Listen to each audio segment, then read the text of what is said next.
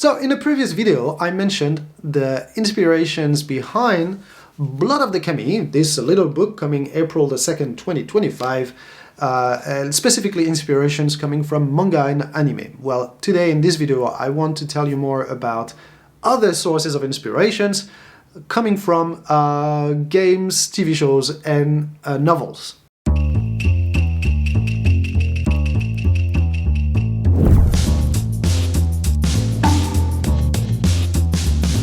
Now, I already mentioned that The Witcher tremendously inspired Blood of the Kami, and it might sound a bit weird because the worlds are really different, so I want to tell you more about why do I consider The Witcher one of the top 2 or 3 inspirations behind my novel. For those who haven't watched the TV shows or read the novels or played the games, The Witcher is the story of Geralt of Rivia. He's a witcher, so a member of maybe not a secret organization, but a hidden organization that fights monsters all over the world. So already this part is really close to what Renfudo is doing in Blood of the Kami, because he's a member of the Yaseki, an organization, a secret organization, fighting yokai and spirits, dark spirits all over Japan. But I think it goes way beyond this, because when you read The Witcher and Geralt of Rivia, he's already formed, you know, he has 100 years of experience or something like this, and he knows plenty of people, so when you get on an adventure with him, it's not a new world to this character, and he quite easily goes to meet people that can help him. And I think Renfudo does exactly that as well in Blood of the Kami. Whenever there is a situation that he cannot really handle by himself, he will go to meet people from his organization or you know, around his organization that can help him succeed in his mission.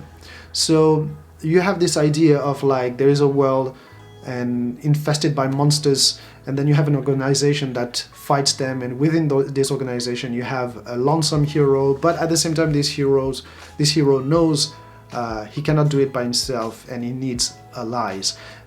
So this is this kind of inspiration I'm talking about when I said The Witcher helped inspiring Blood of the Kami. Now the level of maturity is a big step below. The Witcher is really adult oriented, Blood of the Kami is more young adult, and in The Witcher you have this whole epic narrative with like you know, realms fighting each other's and the empires changing shape and all of this. None of that in Blood of the Kami. However, the stakes aren't as high.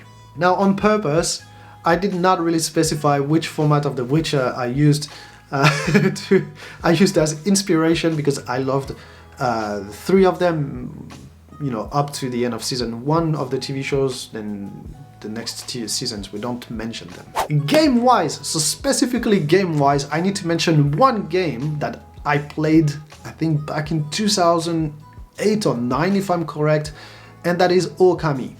Okami is one of the greatest games ever produced to this day, and one of the games I enjoyed the most in my life, and it definitely was a great source of inspiration for the creation of Blood of the Kami. Not just the writing part, but the plotting, the research, all of this is quite condensed in Okami. Okami is set, again, in a non-specific time of ancient Japan, in a very mythological, folkloric world, exactly like Blood of the Kami. So in this game you play a wolf who is like the incarnation of Amaterasu, the sun goddess on Earth, to save the world from, well, again, yokai and different creatures of the light, and help restore the light and the colors in the world by fighting those bad guys. Now, in terms of maturity, this one is, this time, a step below. It's really cute, but it helped me a lot to learn, or to at least start to love Japanese culture, because in Okami you get to discover so much about Japanese folklore, Japanese lore, history, and and all those legends and traditions that you can find every day here. And finally, 2 novels I want to mention. The first one is Never Die by Rob J. Hayes. So it doesn't matter, traditionally self-published, whatever, Never Die is one of my favorite books ever. And I think this is the book that taught me the most about writing, and specifically how to successfully use tropes.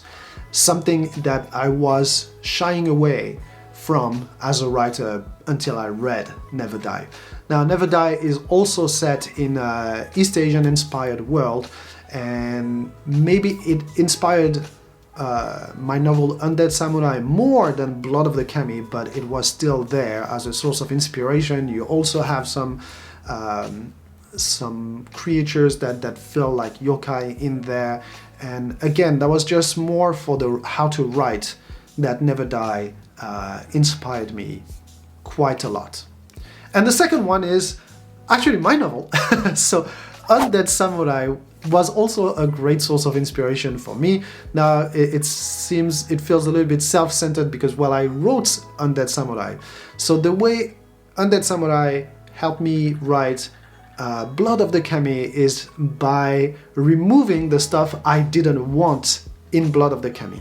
Now, Undead Samurai is a zombie historical fiction set in 17th century Japan, and this is a book that I wrote out of love for Japanese history, Japanese martial arts, and all of this. And I love this book. That's still my favorite book of mine, but I wanted to write a book about the other side of Japan that I love, that is more targeted at, the folklore, the lore, and all those traditions that are more spiritual and less martial than what you can find in Undead Samurai. So basically, if Japan was a coin, Undead Samurai is one side and BloodoftheKami is the other. That's how my own book inspired me to write BloodoftheKami. That's it for today. In the next video, I will tell you more about the real life experience that inspired BloodoftheKami. See you soon. Cheers.